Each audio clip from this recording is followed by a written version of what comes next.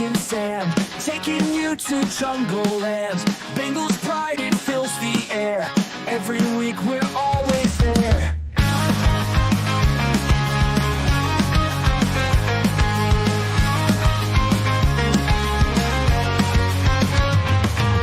Touchdowns, tackles, all the plays. Bengals roaring every way. Stories, news, and game recaps. Jungle Juice, we bridge those gaps. Welcome to the Jungle Juice. Mick and Sam, let's break it loose. Cincinnati, hear our call. Bengals fans, unite us all.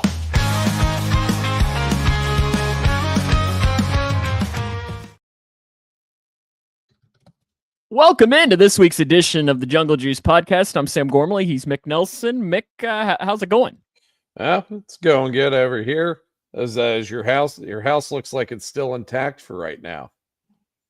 Yeah, we've had some storms. Last night really wasn't too bad, thankfully. I thought you were, for a second, I was like, how do you know that I was having some work done on my house today? And it just got done. And I was like, I don't know how you knew this. So I was like, we didn't have a conversation about that beforehand. But no, you were just talking about the fact that we've had some pretty severe weather over these last couple of weeks. Yeah, is that another one supposed to be kind of roaring through today or no? No, nothing today. Well, my wife's a liar. Now, it could be a different portion of the vast listening area of Jungle Juice, but no, at least where I live, and there's nothing that's coming on. So I don't know, but at least, it's, but what's weird is these next couple of days, it's going to get like football weather cold outside. Yeah, we're already starting to kind of feel it here. Yeah, I just got out. I went on a walk really quickly. It's usually like my Jungle Juice, like pregame Jungle Juice thing. Got to get in the right mindset. Got to lock in. Some people like to listen to music before they, play a game or something. But I like to lock in with a nice walk. And I was going on a walk, and I was like, oh boy, are you talking about the Colts news? Jim Irsay's dead, guys. Yeah. Oh, no. Terrible. Like 65 years old, right? He's really only 65. I thought that's what I saw. Which again, that was kind of my reaction. Yeah, he's 65 years old. Yeah, terrible. Who day, Freddie? Though, but let's get back on topic here and let's talk about what we are going to go into on today's show. Our main topic for today's show is all about the Trey Hendrickson saga. And I think a saga. I think that's the word I used last week, and I think that's the best way to describe this because there's a lot to digest with this. So we're going to dive into that. We're also going to hit a couple of the headlines from the week because actually it was a fairly newsy week for the middle of May.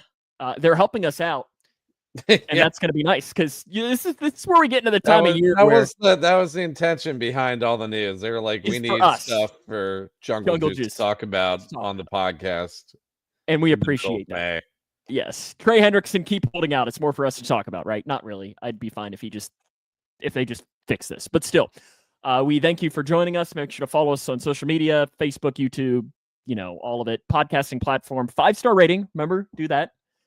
And that way you get notified and more people can find the show that way so that we can share all of this great news like the weather in our neck of the woods. Because there's nothing that people care about more. At least your weather for most of our listeners is at least somewhat relevant. Like for me, living 2.5 to 3 hours southwest of the Cincinnati metro, it has no impact really. But yeah, but your area or a little more west of you is where all the action's going right now. Really? Where the action's getting at. Yeah, the Western Kentucky portion of the state there. Yeah, and then you also have the Eastern Kentucky portion of the state of Kentucky who were hit very hard too on Friday night. Definitely rally around that section, areas of London and Corbin and so on. Some really good people in Somerset down in those areas. But okay, news of the week for the Bengals. Shamar Stewart continues to sit out. Is this a big deal or not, Mick? I don't know. It's not like a huge deal. The deal's going to get signed at some point, but it's just like you already know he's a raw prospect and he's going to need as many reps as he can get. leading up to the season, and I know it's just, is it mandatory minicamp? What's going on right now? That just started, yes. Okay, mandatory minicamps going on right now, and it's not a fully padded practice or whatnot, but you still want them to go in and get these reps and to get accustomed with the defense, with Al Golden, with the rest of the defensive line. So just work it out. Like, just why does it seem like the Bengals are the only team that are dealing with this situation with their first rounder? I could be wrong.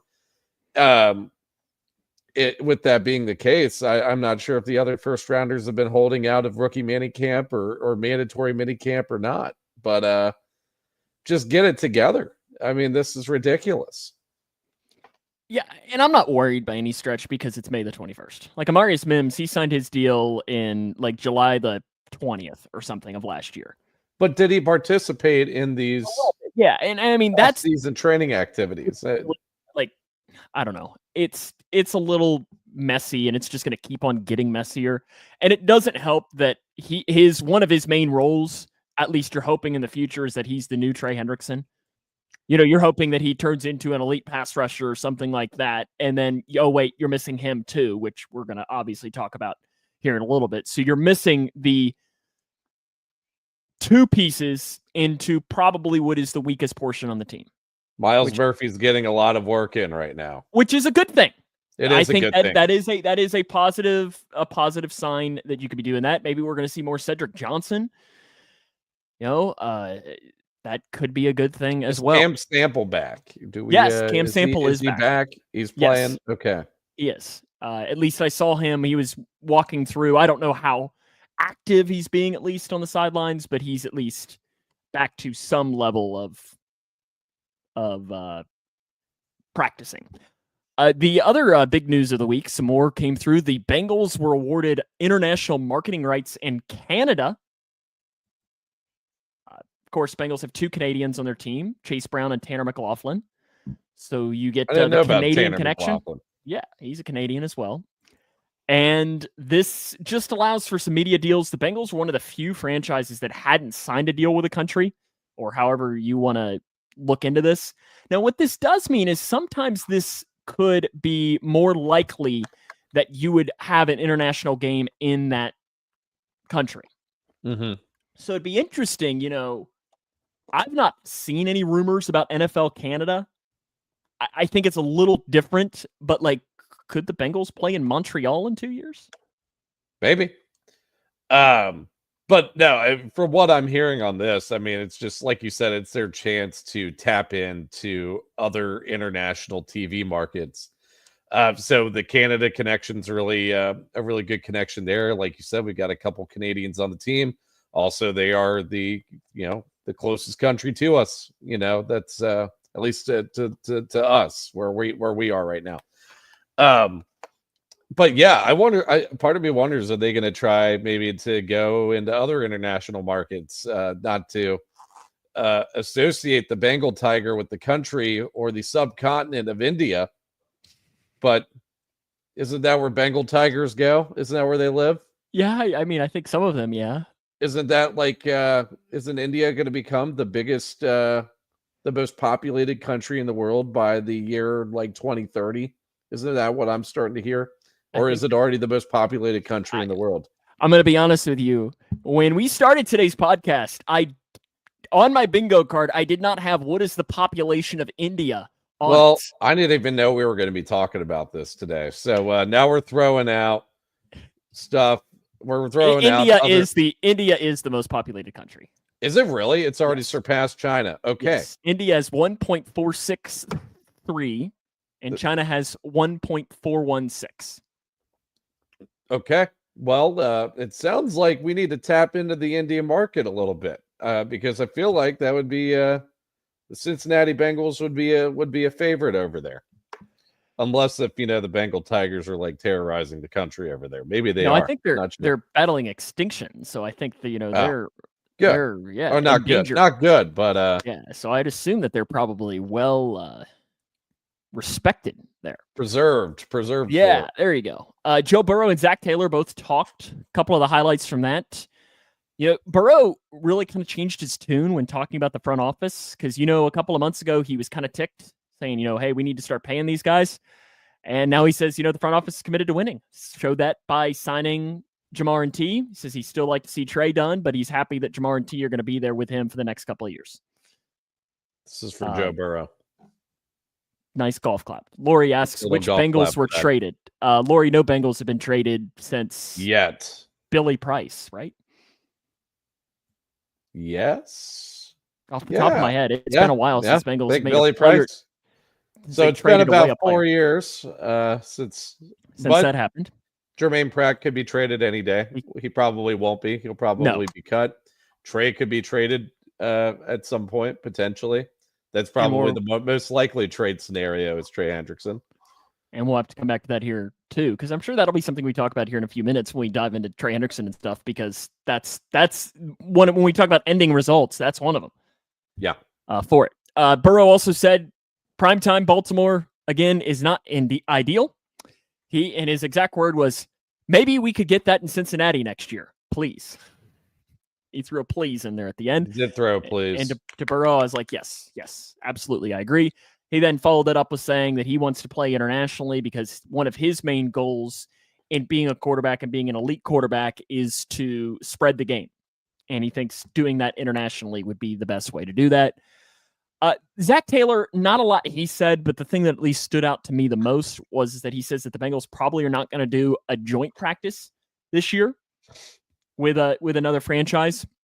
And he says currently the plan is to play more starters in the preseason, but he says that is subject to change based on how training camp goes. If they start getting really beat up, he's going to maybe be a little bit more liberal when it comes to that, or conservative rather, as far as saving some guys because you don't want more players to get hurt with that. And I think we'll probably this summer, I know last year we did the whole argument on it. I think we look into it again about how the Bengals get off to a faster start and does the preseason matter. I know we both looked statistically and both found that it has no impact. It doesn't matter. No. And I think we should look into, why this offseason? I think that could be a fun show, maybe in June or July when we're looking for things to talk about. The owners' meetings as well happening right now. The tush push stays. The Bengals, though, voted to outlaw it. It missed becoming outlawed by 2 votes. Do you care? No. I mean, it's a legal play. I think. Do you care that the Bengals voted to outlaw it? No, not really. They were still in the majority of NFL teams that voted on this. 22 teams voted nay. 10 teams voted yay. So the Bengals were in the majority of this vote, which is surprising because usually Mike Brown is in the minority of almost every vote that takes place at the owner meetings. So it's kind of nice for him to kind of, be a conformist for once. I like throwing in a conformist reference. I like that. That's a good word to drop in.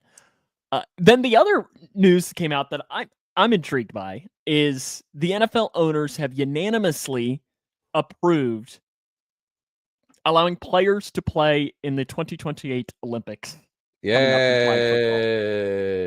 And this is kind of where I'm asking you. And obviously, we don't know what the world is going to be like in 3 years. Do you want Joe Burrow and Jamar Chase playing? Well, Joe Burrow's not going to get touched. So I don't really care if Joe's playing. Jamar, as long as these guys are. So it depends. I mean, are these guys going to? Because I remember seeing something earlier today. Are other countries going to be able to poach NFL players and put them onto their country's roster for the Olympics? So I'm like Chase Brown would be a great flag football player, I would assume. Now, who knows what Chase Brown will be like in 3 years? But for Team Canada, I'd imagine he'd be pretty decent in that role. Joseph Osai could play a little bit, as I think he is Nigerian background. I think that's right. Yeah. But I don't know, is Team Nigeria going to have enough players to... I think these guys know that the season's coming up very quickly after the Olympics conclude. And, I mean, it's really only a week out of their... It's probably only a week out of their time. So I don't think they're going to be missing that much training camp. Also, I don't remember any injuries being sustained in the flag football games for the Pro Bowl for the past 2 years. But would they be playing harder in an Olympic game? I mean, potentially, but depends it also depends on the level of competition that they're playing against. Do they have to play harder? Yeah, You know, you're not wrong. We don't know.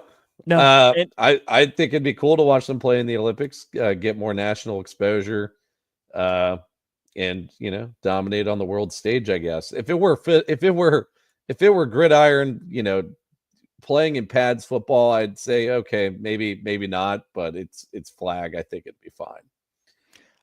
I think it's going to be a fun discussion in 3 years. When it starts to happen, to because we don't know what the NFL is going to look like in 3 years. We have no idea as to who the future stars are that come in to potentially take the place. Because it's wild to say that in 3 years, Jamar Chase will be 27, 28 years old. Burrow will be 31. Mm-hmm. God, which again, which means we'll be 31. We'll be 31, and I'm like, oh God, that sounds terrible. Oh my goodness. Okay. Ouch. Yeah. My back hurts now. Oh, we're closer to 30 than I think I really want to admit, and I'm sure now people in the comments are going to be like, "You jerks, you all are just children." And yes, I know. In all reality, we are. But I'm only 28, but I look like I'm 45. I look younger, but I have plenty of baggage, right? That makes me older. Yes. We'll say that. Oh, 100%. Okay. Trey Hendrickson, our story of the day. The Trey Hendrickson saga. And what we're going to do here is over this next stretch is we're going to jump into it and talk about, okay, who's in the right, who's in the wrong, but then also, more importantly, how's it going to be fixed? Or can it be fixed? Can it be fixed? But first, I think it's good for us to kind of take a step back and just let's just talk about Trey Hendrickson. I got some stats here about Trey Hendrickson. Last season had his best graded defensive year via PFF, ranked 10th overall. If you're just talking defensive PFF grade, ranked 10th overall in that category. His pass rush grade for PFF, he was 5th in that category.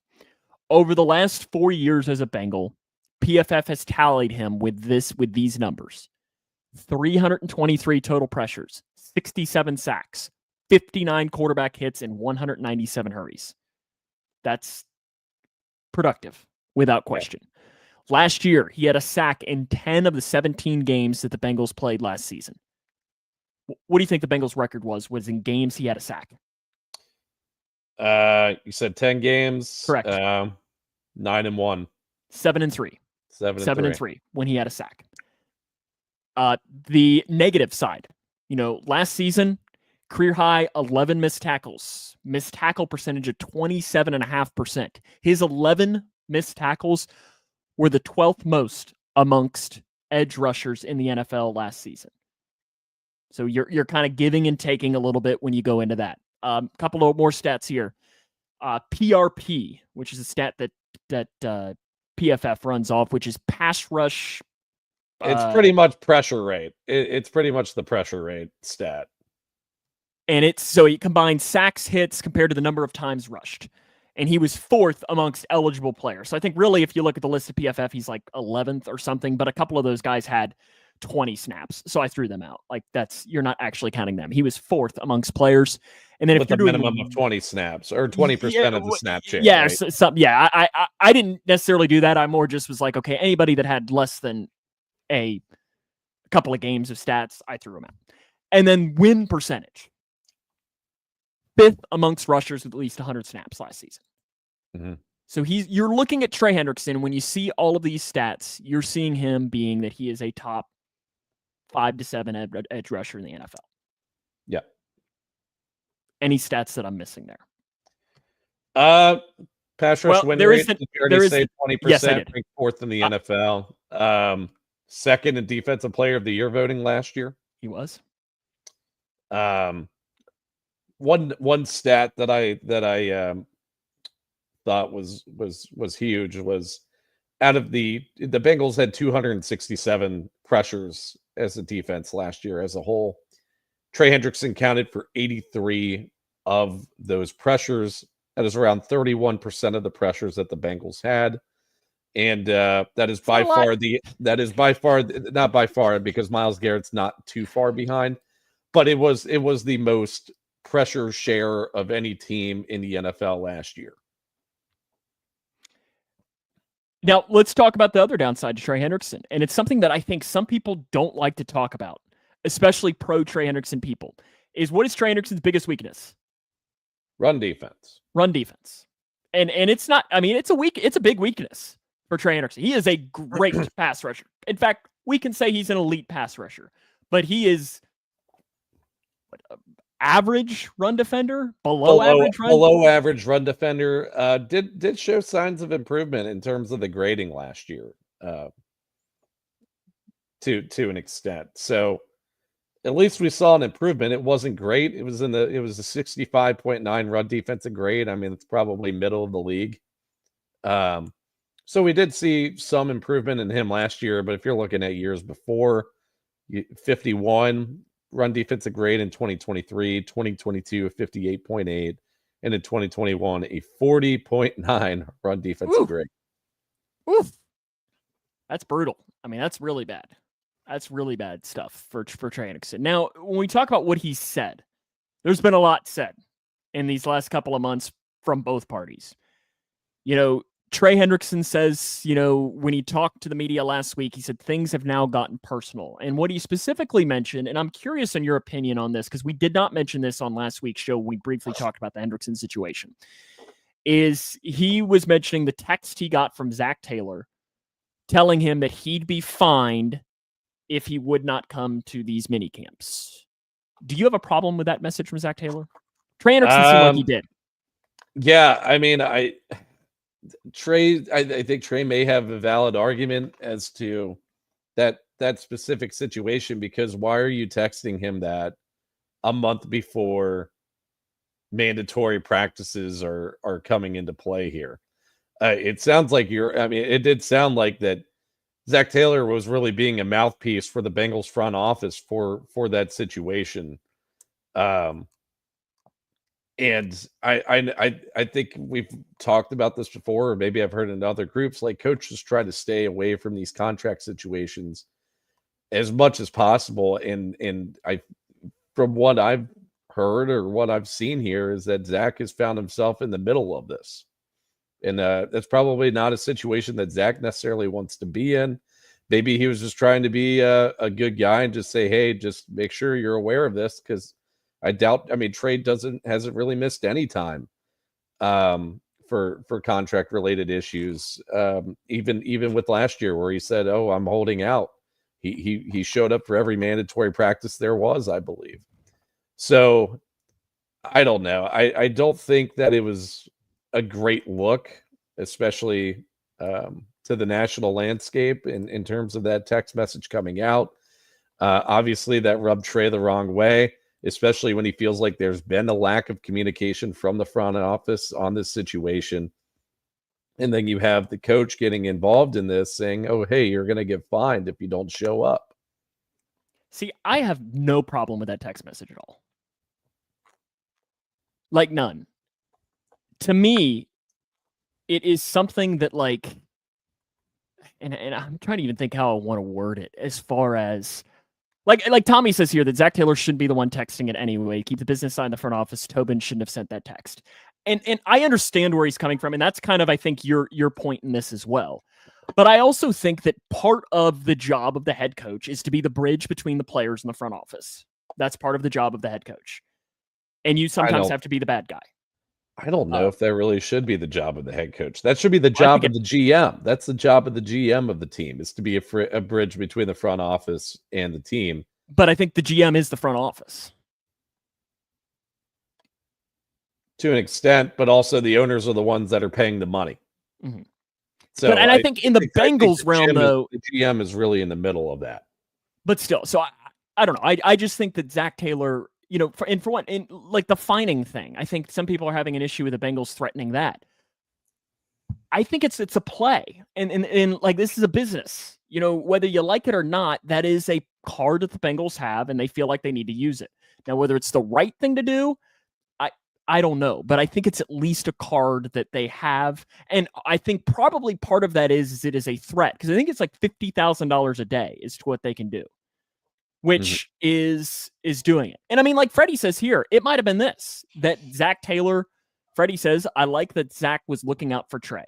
That's how I took it. And that could have been it too. Like hey man, heads up, this is going to start happening if you don't lock in. See, if you were messaging that a week before these practices were commencing, then I could maybe see that argument. But a whole month, when during that whole month you could be working on a negotiation with the team and going that route, that's where I think I see a problem with that. The biggest thing, though, that Trey Hendrickson has said, and I think it's the part that needs to stand out to fans, and we have this discussion further, is that he said, he was asked plain and simple, if you do not get a contract or more money, more years, whatever it is, will you play in 2025? And he said, no. And that's all he said was no. There wasn't well, we'd have to discuss this with my agent. It was a no. No, we would not play. And that can raise some alarm bells as well. But okay. Let's talk about the sides of this. I know we've kind of gotten into this a little bit, but let's go about Trey Hendrickson and Trey Hendrickson's argument to the Bengals and what his case is for getting a contract extension, getting more money, whatever it might be. I went back to those stats that I just listed off a few minutes ago. He's a top 5 to 7 edge rusher in just about every statistic, other than run defense. And even, like Tommy said, run defense can be a little misleading sometimes because it does put some faith on your other teammates at times. Missed tackles, that can be a worry as well. But let's look at it this way. So the top 5 edge rushers in the NFL, average annual salary right now, is Myles Garrett making $40 million, Danielle Hunter making 35.6, Crosby making 35.5, Bosa making 34, and Josh Hines Allen making 28.25. Hendrickson and Hunter are the oldest on that list, the only ones above 30. Myles Garrett's also 30, I believe. Okay. He's 29. Okay, I think he's 29 and he's getting ready to turn 30. But Hendrickson is older than Garrett, and Danielle Hunter is a little older than Hendrickson, I think. But they're like months apart with it. His argument is he has been drastically underpaid as a Bengal. And I don't think anybody's going to deny that, and the front office won't deny that. It has been the most highly valued free agent signing that in Bengals history. Maybe that the NFL has had over the past decade, I think. Yeah. But do good, and I think a lot of that is Trey Hendrickson saying, like, I've been underpaid. It's your turn to, like, help me out here. And I mean, I just want to ask the question, like, straight up, and with this is, like, do good teams make up for lost funds like that? Teams with deep pockets do. Which, not sure how deep the pockets of the Cincinnati Bengals ownership has, but we know that they are the poorest franchise in the NFL. They kind of have to moneyball their way into good rosters, particularly how they did it in 21 and 22. So yeah, I think if you're dealing with say if it's the Falcons, you have Arthur Blank, who's one of the richest owners in the NFL, or you have the Walton family in Denver, Stan Kroenke, or that wonderful guy in Carolina, David Tepper. I think they are going to get to meet him.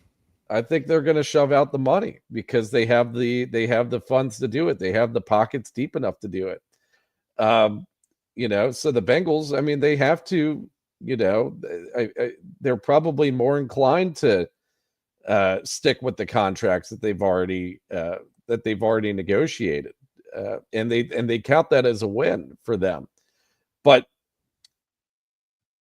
I think that if if the Bengals are actually serious about winning this year, They have to find a way to make this thing work with Trey, because I think even with Trey on the team this year, this defense is still a bottom 10 defense in the league.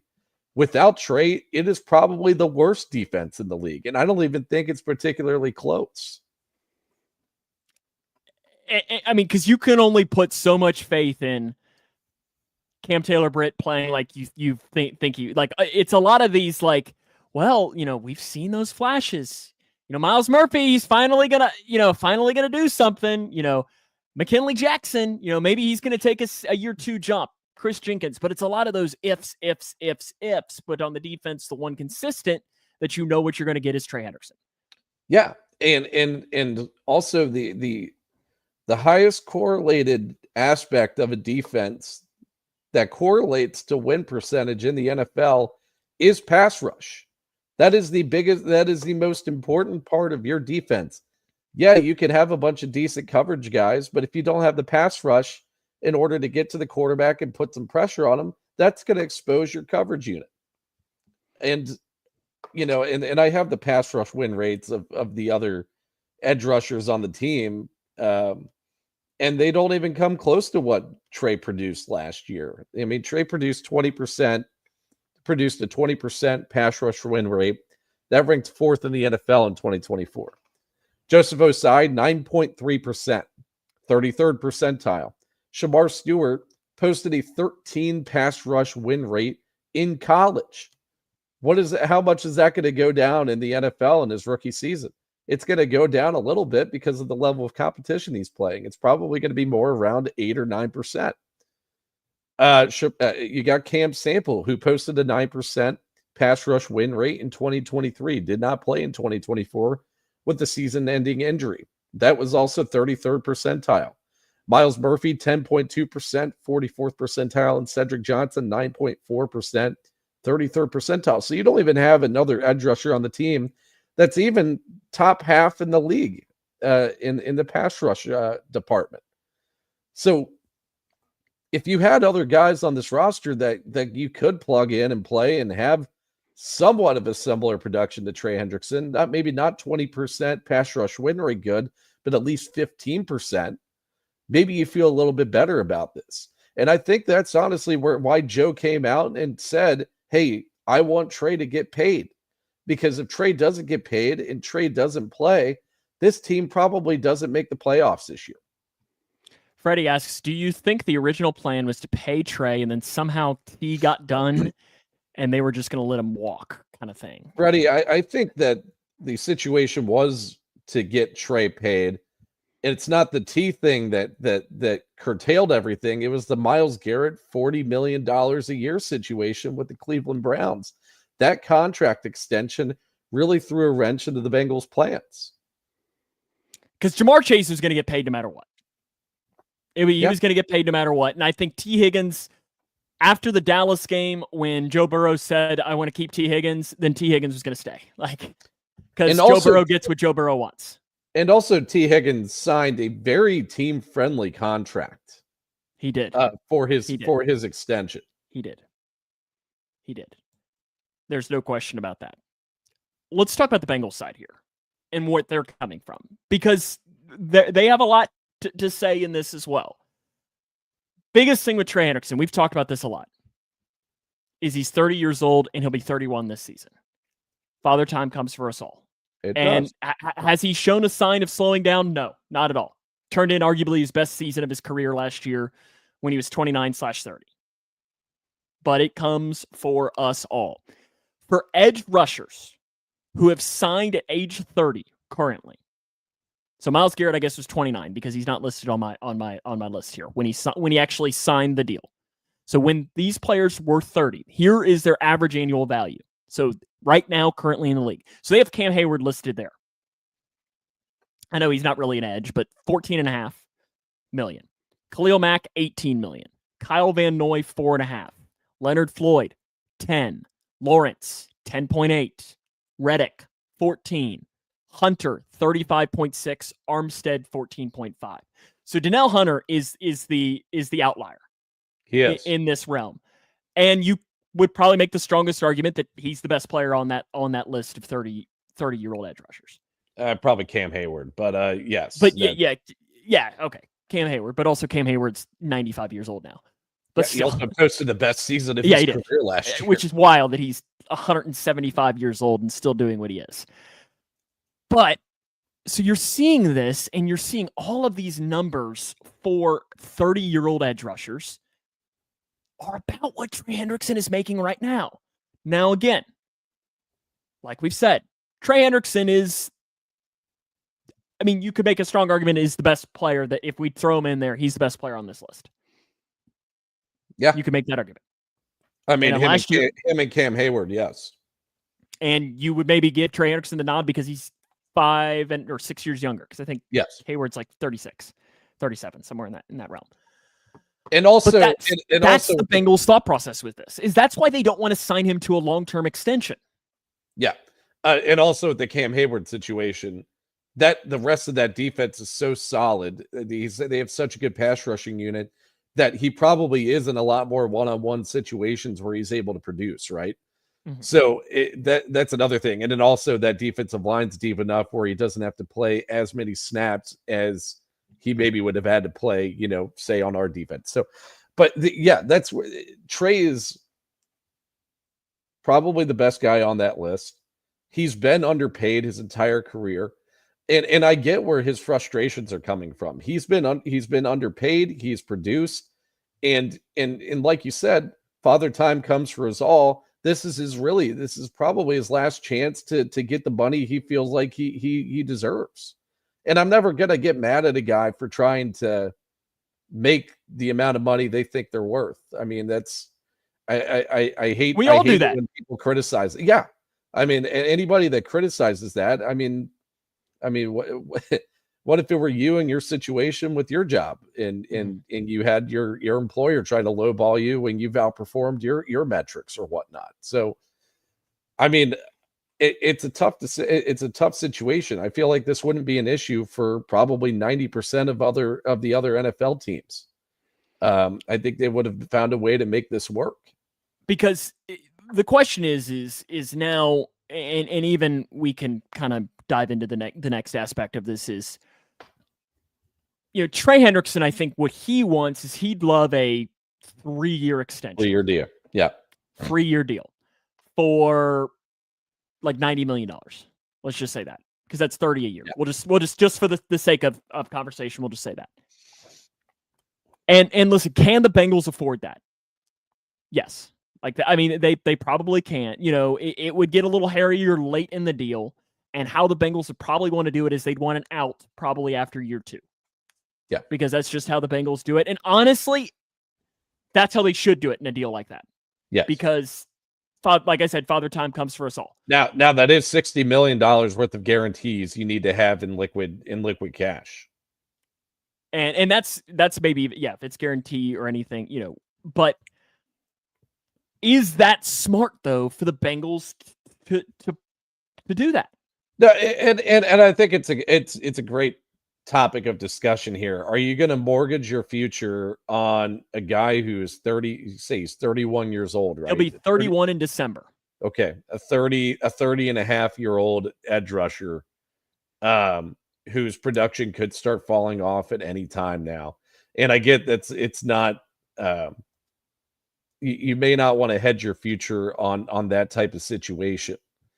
That's why I think I'm not sure what the end game's going to be, because for what I've heard, and I'm not sure how credible what I've read was, I think the Bengals did offer him a $28 million a pay raise up to $28 million for this season, which is something that I kind of thought what would have happened. I think I talked about it on the show last week.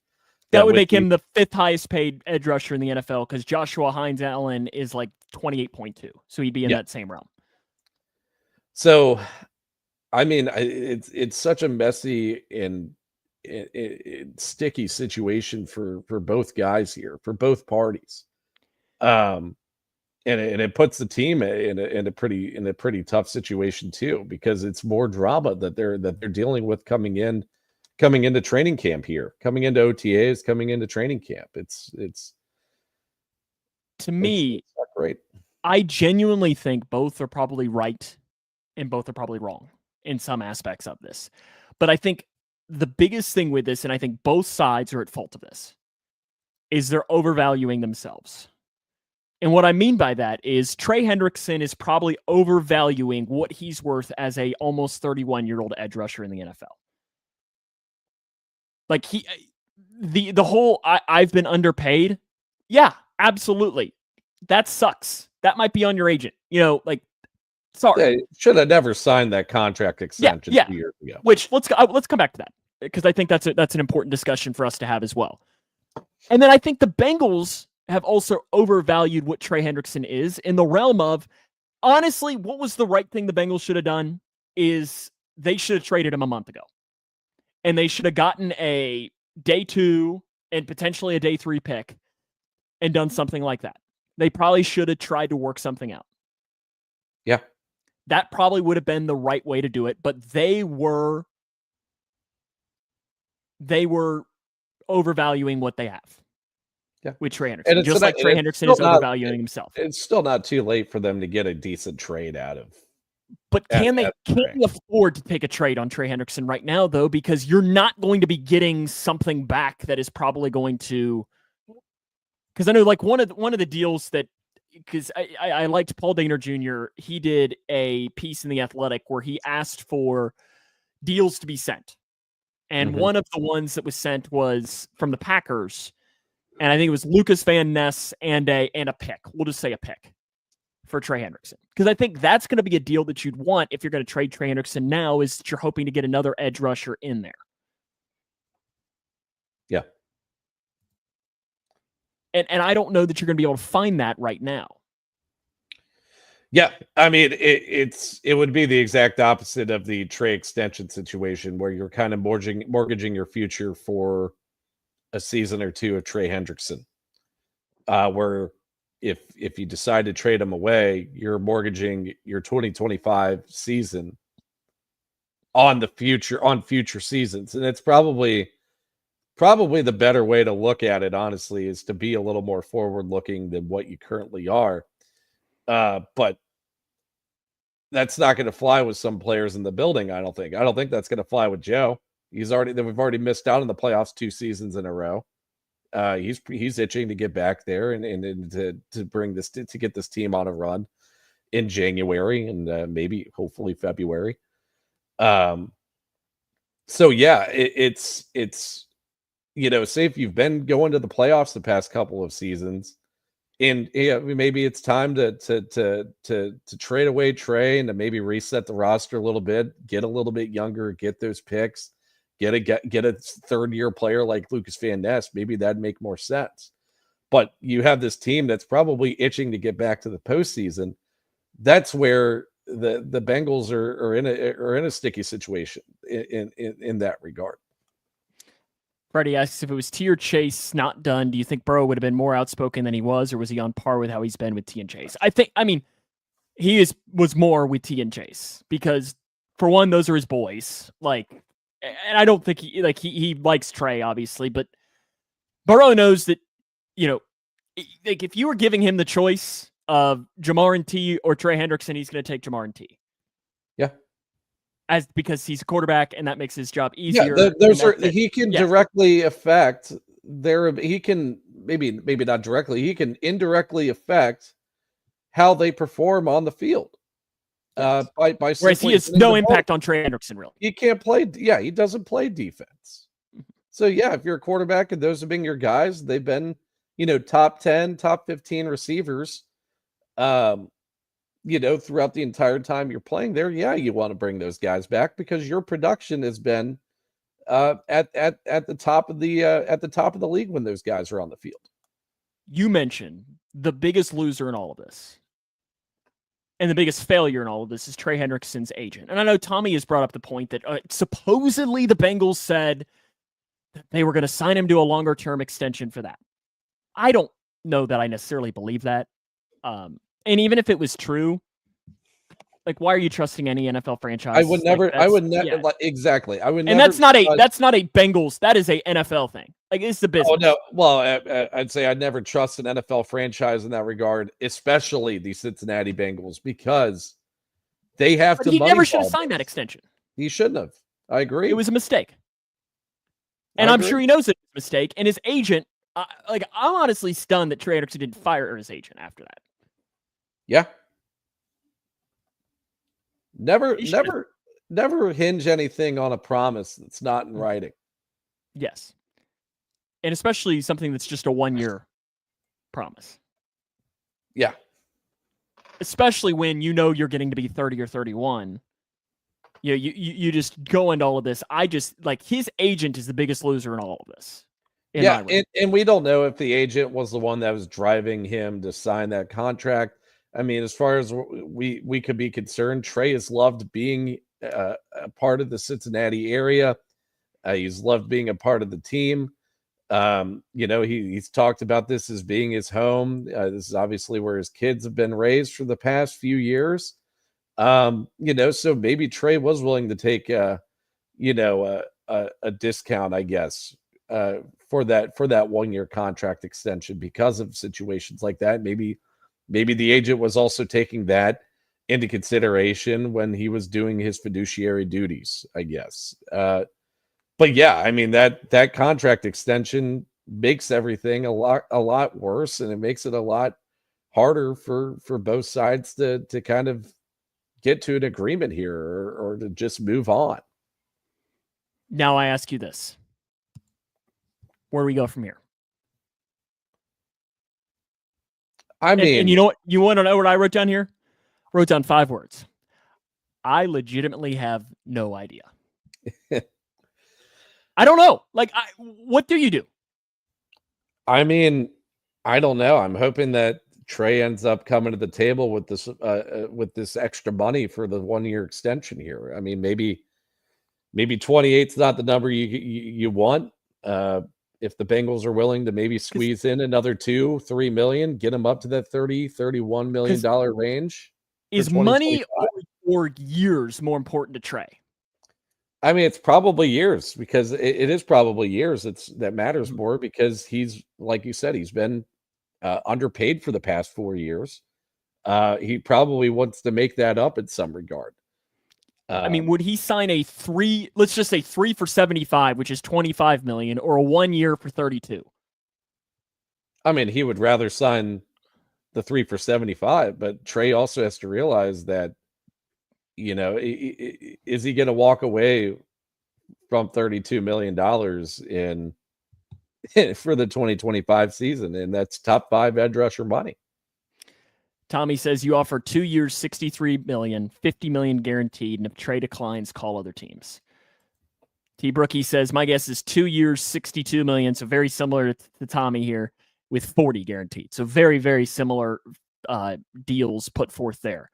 And I think Freddie's right that he wants guarantees, and that's not something the Bengals really like to give out.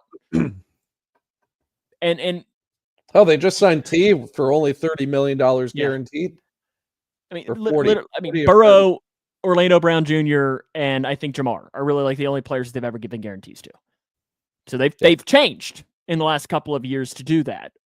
But the common thread for all of those guys is that they were younger. Yeah. And they were ascending players. And is Trey Hendrickson an ascending player in the NFL right now? I mean, right now he might be, just because he's ascended every year that he's played. I mean, he's gotten better pretty much every season. 2022 and 2023 is the only, if we're looking at defensive grade, that's the only drop-off year that he had, and then he posted an 88 last year. So he's been ascending every year. Mm-hmm. Who knows? Trey may age like fine wine, like a Cam Hayward, and just keep on putting up elite numbers up until his mid-30s. But or he'll age like we have been aging. Exactly. And then at that point, it's not going to go well, right? See, I always thought that the Myles Murphy draft pick was them essentially saying, we got to move on from Trey after this 4-year deal's over. And then the 2020, and then the 1-year contract extension happened. And we were like, what in the hell are these guys doing? You know, what is the long-term plan of this team? I guess that ended up being more the Sam Hubbard out, I guess, was the Miles Murphy draft pick. But yeah. Here's the question for you right now. September the 8th or whatever that is. Week 1, Cincinnati Bengals at the Cleveland Browns. Is Trey Hendrickson on the field in a Bengals uniform? I think he is.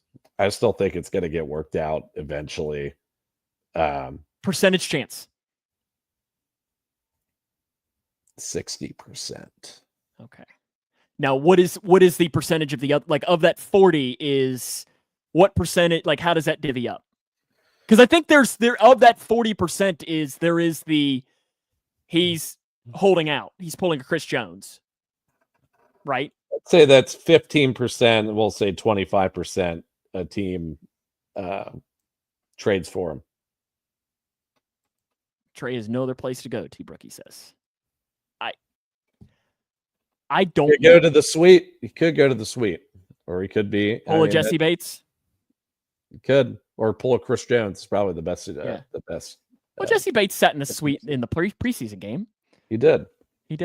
Maybe we can give him our tickets to the Colts game. He can sit up there with us.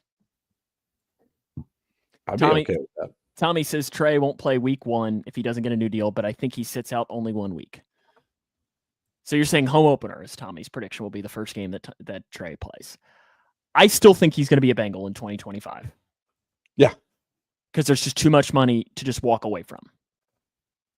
But as I was having a conversation with somebody a little bit earlier, I was telling them about this. I said, wouldn't it be nice? And this is more of that fans have this mentality because it's hard for us to wrap our brain around making that much money. Like, wouldn't it be nice to be, though, in a situation, be like, you know what? I don't really need $18 million. I'm just going to roll the dice and say that I don't want that. Like, it's just so hard. And I think that's part of the reason why fans kind of turn on Trey and turn on players in situations like this, because it's so hard for us to wrap our brain around $18 million. Like, that's just like, I don't know. Like, well, yeah. We'll never make $18 million. Yeah, I mean, and it's the other situation I think with this is Trey going to end up playing himself in this situation if the Bengals do offer him a $30 million, an extra 15 mil on top of the 16 that he's making for 2025, and he turns that down. Is a Le'Veon Bell type of situation going to happen where he ends up making less money than what the Steelers ended up offering him before they placed that tag on? You know, is Trey going to end up, because there's a good chance. Is he willing to take that risk? There is a really high chance that Trey ends up playing himself here, because other teams after, say he sits out the entire year, they're going to be like, okay, 32-year-old edge rusher.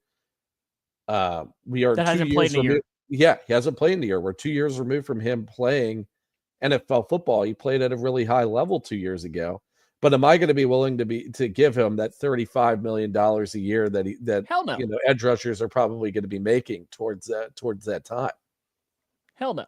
And I mean, if the Bengals are going to trade Trey Hendrickson, they are going to need a Carson Palmer-esque return. Yeah, I think... No, and I'm not saying that should be their mentality. I'm just saying that I think that's what they are going to want,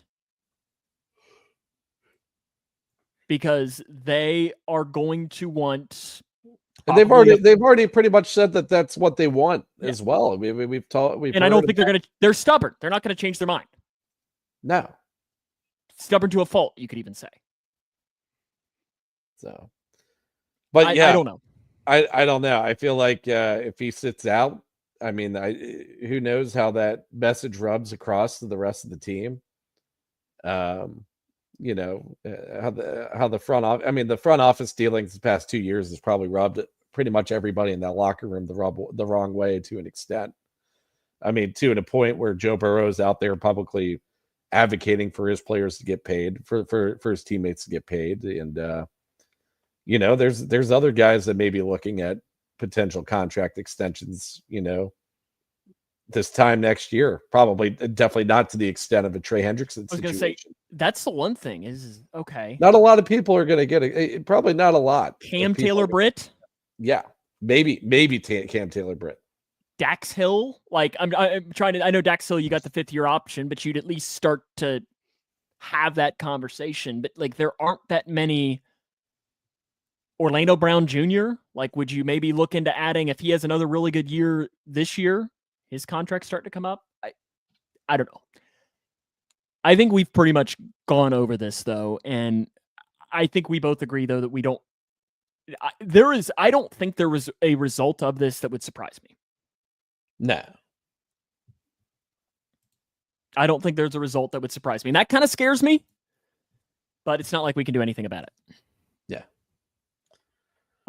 That'll pretty much wrap us up here for this week. Next week, I think, do we have to do our annual Ring of Honor breakdown? Oh, God. Sure. Because Ring of Honor nominees came out earlier this week. So we'll do that. We did it last year, so it'll be kind of similar to last year's show, but we gotta figure out who we're voting for, even though I think it's probably gonna be pretty safe. We're gonna have the same votes, but I think it's at least a discussion point. Why are they not throwing Gino in? Additional people onto this ballot is beyond me. Because I think they want to get these guys in. Well, so what they get? We got 9 guys left now, so they're gonna wait until these 9 guys get in before they put anybody else in the ballot. I bet we get 1 or 2 more years of this, and then they'll start to go and add some more of those aspects in. Schubert asks, who signs first, Shamar Stewart or Trey? Shamar Stewart. Without question. Yeah, without question. I mean, Shamar Stewart, I think, could be relatively soon. But remember to follow us on our social media channels, Facebook, YouTube, Twitter, favorite podcasting platform. Give us a 5-star rating that way. You got any parting thoughts? No. Enjoy your Memorial Day weekend. Yeah, take a 4-day weekend if you can. Yeah. Enjoy some pool action if you can. Actually, I heard it might be cold out this weekend. So. Yeah, it's gonna be like 60. So maybe if you have a heated pool. Yeah, or if you have a heated pool. That would be good. All right, Peter, Jim Irsay. Yeah, we talked about that earlier, Alex. If you would have listened to the entire show, you would have picked it up. But some people don't listen to the entire. Can you believe that, Mick? That some people just come in demanding we talk about things, but he doesn't actually watch the show to find out.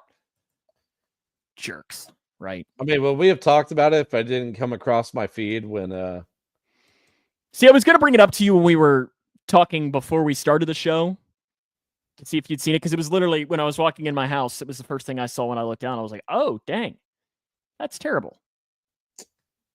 That's terrible." I've always liked Jim Irsay. Seems like he'd be a fun guy to have a drink with. Pour one out. Pour one out for your say here. No, you can't do it with soda. Yeah, Dr. Pepper. This is water. That doesn't work either. No. All right. We'll see you next week. Next week's edition of Jungle Juice. Mick, Houday. Houday. Thanks for watching.